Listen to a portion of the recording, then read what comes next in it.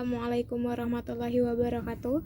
Perkenalkan, nama saya Neneng Putri Soleha dari kelas Asuransi Syariah 3C dengan NIM yaitu 2014 300079. Di sini saya akan sedikit menjelaskan ulang tentang mengenai video di YouTube. Nanti Neneng akan taruh linknya di description box ya teman-teman, biar teman-teman bisa membaca lebih detail lagi. Di sini Neneng akan meringkas saja dari video Bapak Zain Saidi tentang sihir uang kertas. Langsung saja, uang kertas itu adalah ilmu sihir. Kenapa? Uang kertas itu ilmu sihir, dan kita ternyata hidup sekarang ini di bawah ilmu sihir. Seperti halnya rakyat Firaun dulu di bawah sihir Firaun. Dan karena itu kita perlu tahu nih dari mana sih datangnya ilmu sihir itu, supaya kita juga mengerti bagaimana sih mengatasi ilmu sihir tersebut dan kenapa kita harus kembali pada emas dan perak. Karena Allah Subhanahu wa Ta'ala sudah menciptakan emas dan perak. Demikian halnya dengan emas dan perak. Jadi, kalau kita buka Al-Qur'an, itu sekurang-kurangnya ada 12 ayat yang menyebut kata emas dengan berbagai istilah yang berbeda.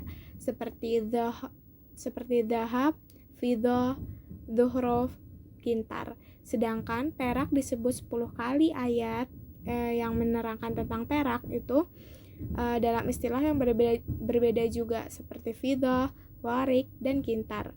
Jadi kintar disebut untuk keduanya karena satuan berat kira-kira itu 50 kilo. Di dalam Al-Qur'an selalu kalau Allah Subhanahu wa Ta'ala merujuk kepada satu nilai yang nilainya besar, selalu disebut emas. Sedangkan kalau menyebut angka atau harga atau nilai yang timbangannya kecil, itu disebut dengan perak. Jadi pertama, Allah Subhanahu wa Ta'ala menciptakan emas dan perak itu adalah harta. Karena itu fitrah manusia adalah mencintai emas dan perak sebagaimana mencintai tanaman, anak-anak, dan perempuan untuk laki-laki. Itu fitrah namanya. Jadi kalau ada laki-laki mencintai laki-laki, itu sama halnya dengan melawan fitrah. Karena fitrahnya laki-laki itu mencintai perempuan. Dan yang ketiga, emas dan perak itu sebagai harta yang besar dan kecil adalah harta yang harus berputar. Allah Subhanahu wa Ta'ala mengancam hukuman yang sangat berat bagi orang-orang yang menyimpan emas dan perak. Dalam Al-Qur'an juga dijelaskan, beritahukan mereka yang menyimpan emas dan perak dan tidak membelanjakannya itu ada azab yang besar, yaitu ketika nanti di neraka semua dibakar dan dimasukkan, dan selanjutnya emas dan perak itu akan disetrikakan kepada punggung mereka, lalu lambung mereka, selanjutnya juga muka mereka. Jadi ini adalah akibat dari kalian yang suka menyimpan emas dan tidak mengedarkannya.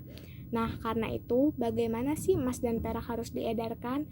Maka haruslah dibuat menjadi koin sebagai alat tukar. Tidak ada fungsi lain daripada emas dan perak kecuali sebagai alat tukar.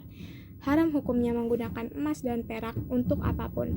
Rasulullah Shallallahu Alaihi Wasallam menyatakan, orang yang meminum dari cangkir yang terbuat dari emas itu seperti menuang api neraka ke dalam perutnya. Hanya dengan satu pengecualian, yaitu kaum perempuan. Kaum perempuan di sini itu boleh loh diizinkan menggunakan emas selain sebagai alat tukar, yaitu sebagai perhiasan. Sedangkan kaum laki-laki haram ya hukumnya menggunakan emas sebagai perhiasan. Pada abad ke-18, rakyat Ternate masih menggunakan perak sebagai uangnya. Datanglah VOC, mereka datang untuk menyerahkan perak dan diganti dengan kertas, dan rakyat Ternate menolak hal itu. Mulai tahun 70-an sudah tidak ada lagi nih emas di belakang kertas. Ketika Jepang masuk diganti dengan uang Jepang, dan selanjutnya diganti juga dengan uang Republik. Jika uang kertas itu hanya 10% yang berbentuk kertas, selebihnya hanya byte komputer, di mana uang kertas yang sudah beredar ini menjadi berlipat ganda zolimnya melalui banking system. Dengan banking system ini, ketika dipinjamkan ke kita, dia akan beranak pinak 20 kali lipat untuk atau disebut dengan bunga. Karena proses pembuatan uang kertas itu dicetak, maka semakin banyak jumlahnya, justru nilainya itu akan akan merosot. Sama halnya dengan semakin besar uang kita, bukan malah menjadikan kita semakin kaya, melainkan menjadikan kita ini semakin miskin. Adapun peran pemerintah yaitu yang pertama mengambil hutang dari bank, yang kedua menghabiskan melalui APBN dan proyek, dan yang ketiga itu memajaki rakyat. Oleh karena itu nih, pajak ini kan semakin hari semakin tinggi. Sistem keuangan sekarang juga dikuasai para bankir melalui bank swasta. Oleh karenanya, yang harus kita lakukan seperti yang mereka dulu lakukan nih, yaitu kita mengambil emas dan perak lalu dileburkan dan menjadi batangan, disimpan di brankas dan dikasih yang namanya wallet paper. Jadi sebelum nilai uang melebur, sebaiknya tukarkan menjadi emas dan perak atau dinar dan dirham, lalu gunakanlah untuk bermuamalah. Selanjutnya ada 7 poin penting tentang uang yang harus diketahui oleh kita sebagai masyarakat awam. Yang pertama, uang kertas ini merupakan produk para banking untuk mengetahui nilai emas dan perak. Yang kedua, semakin banyak uang yang dicetak, maka semakin menurun nilai tukarnya. Tadi sudah sempat dijelaskan. Yang ketiga, uang yang dititipkan di bank itu tidak berubah wujud. Artinya, ketika kita menitipkan uang di bank yang tadinya uang itu berbentuk kertas, maka tidak lagi berbentuknya itu akan merubah menjadi kartu ataupun bentuk lainnya. Dan selanjutnya yang keempat, pemberian pinjaman dari bank itu bertujuan untuk menaikkan bunga, tadi sudah dijelaskan.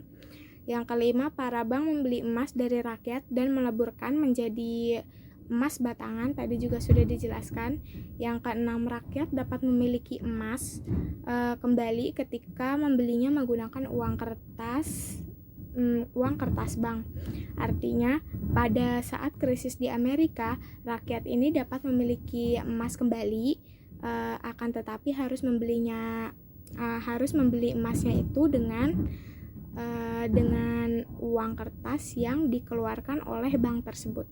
Yang ketujuh, uang adalah sumber daya yang terbatas. Tadi juga sudah sempat dijelaskan ya, bahwa uang itu adalah sumber daya yang terbatas. Sekian dari video Neneng, kurang lebihnya mohon maaf. Wabillahi taufik walhidayah. Wassalamualaikum warahmatullahi wabarakatuh.